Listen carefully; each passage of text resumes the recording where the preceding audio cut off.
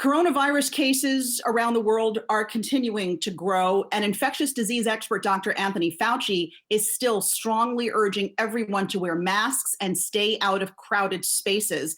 He also made comments this morning about hydroxychloroquine, saying that preclinical trials have shown that it is not effective in stopping coronavirus. We have Yahoo Finance's Anjalee Khemlani here with the details. So, Anjalee, why is Dr. Fauci speaking out so strongly today? We should mention this was during an interview on ABC's Good Morning America.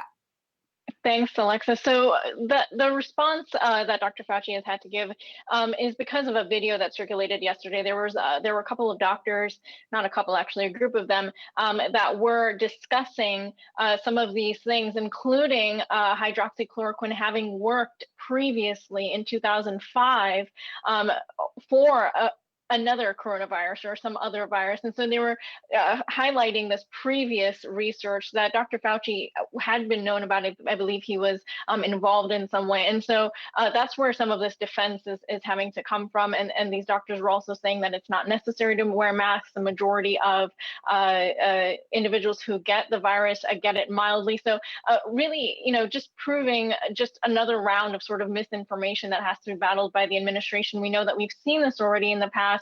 Especially with those publications. We know that the journals that had published some of these trials did have to retract them about a month ago because of faulty data. And there was actually a New York Times profile of one of the doctors saying that he is willing to cut corners, et cetera. So a lot of misinformation, of course, happens during a pandemic. And this is just another round of that we're seeing. Yeah, and very confusing for all of us, might I add.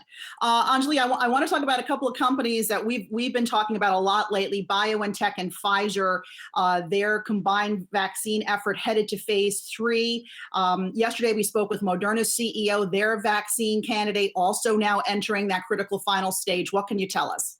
That's correct. So Pfizer did late yesterday announce that they're also entering phase 3, and that puts both the mRNA, the similar sort of type of technology vaccine that was first from the beginning into phase 3. And that's really important because that helps to sort of prove the point that there isn't just going to be one vaccine winner, right? We're going to see multiple of these.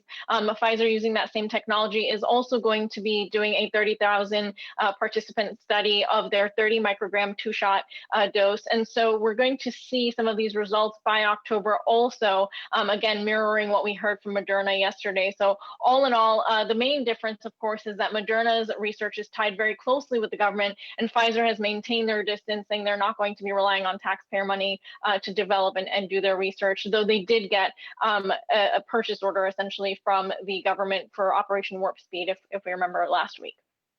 Yes, lots of news coming fast and furious on the vaccine front. Thank goodness. All right. Thanks so much, Anjalee Khemlani.